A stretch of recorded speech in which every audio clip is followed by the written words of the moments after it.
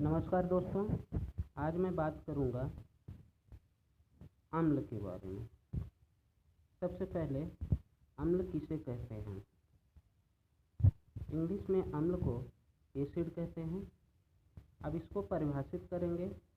अलग अलग तरह से अम्ल को परिभाषित किया जा सकता है। सबसे पहला, स्वाद के आधार पर।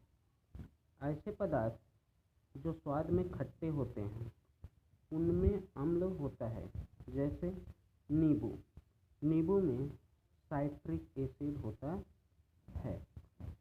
अब बात आती है दूसरी तरह से लिटमस पेपर के आधार पर।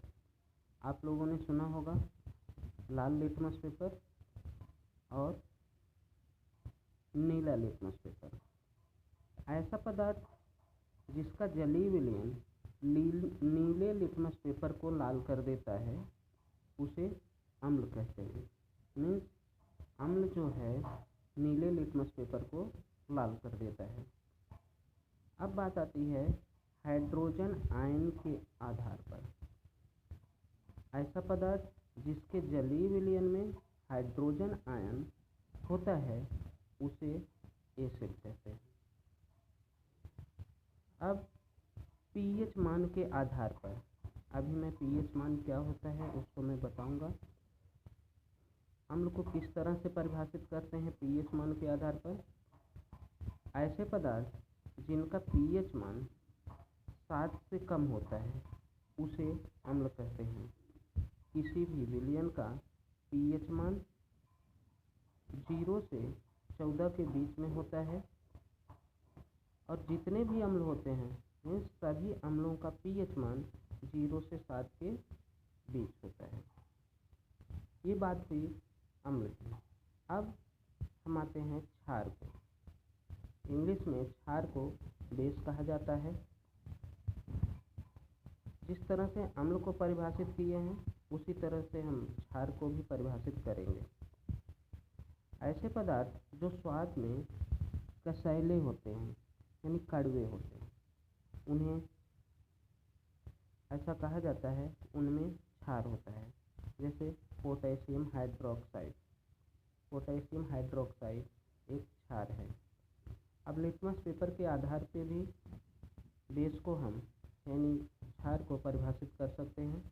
ऐसा पदार्थ जिसका जलीय विलयन लाल लिटमस को नीला कर देता है उसे क्षार कहते हैं। अब हाइड्रोक्साइड आयन के आधार पर, OH- आयन के आधार पर, ऐसा पदार्थ जिसके जलीय विलयन में हाइड्रोक्साइड आयन यानी OH- आयन होता है उसे क्षार कहते हैं। अब पीएच मान के आधार पर, ऐसे पदार्थ जिनका पीएच मान 7 से 14 के बीच में होता है उसे क्षार कहते हैं। सभी क्षारों का पीएच मान 7 से 14 के बीच में होता है। अब हम बात करेंगे पीएच मान क्या होता है। किसी विलयन का पीएच मान उस विलयन में उपस्थित हाइड्रोजन आयन की सांद्रता का ऋणात्मक लघुगणक होता है। pH बराबर -log H plus ion to the base 10। अब यहाँ पे लघुगणक की बात आती है। लघुगणक हम कैसे कैलकुलेट करते हैं? ऐसे तो लघुगणक लॉगरिथम इसको इंग्लिश में बोलते हैं और इसका टेबल भी आता है। हम टेबल के थ्रू देख सकते हैं। बट यहाँ पे सिंपली एक दो एग्जाम्पल देख लेते हैं। जैसे log 16, इसमें दो चीज़ें होती हैं। एक तो जिसका लॉग ज्ञात करना है यानी 16 का लघुगणक ज्ञात करना है। अब बात आती है कि किस आधार पर ज्ञात करना है, यानी आधार 2 पे, यानी 16 का लघुगणक आधार 2 पे 4 होता है। ये कैसे कैलकुलेट करते हैं? हमको ये ध्यान देना है कि आधार पर कितनी घात लगाएं कि 16 मिले। यानी 2 के ऊपर हम घात 4 लगाते हैं तो 16 मिलता है। इसके लिए इसका जो घातांक है वही इसका लघुगणक बनता है। log 16 to the base 2 equal to 4। Same इसी तरह से log 81 टू द बेस 9। 9 के ऊपर कितनी घात लगाएंगे 81 आएगा 2।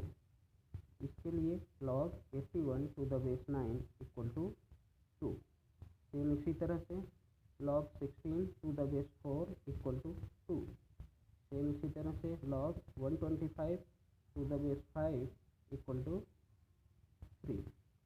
सेम इसी तरह से log 243 to the base 3 means 3 पे कितनी घात लगाएंगे कि 243 आएगा, यानी 5। 3 की घात 5 बराबर 243। अब इस तरह से आप लोगों को अम्ल और क्षार की परिभाषा मिल गई, उसको आपको लिखना है और याद करना है। धन्यवाद।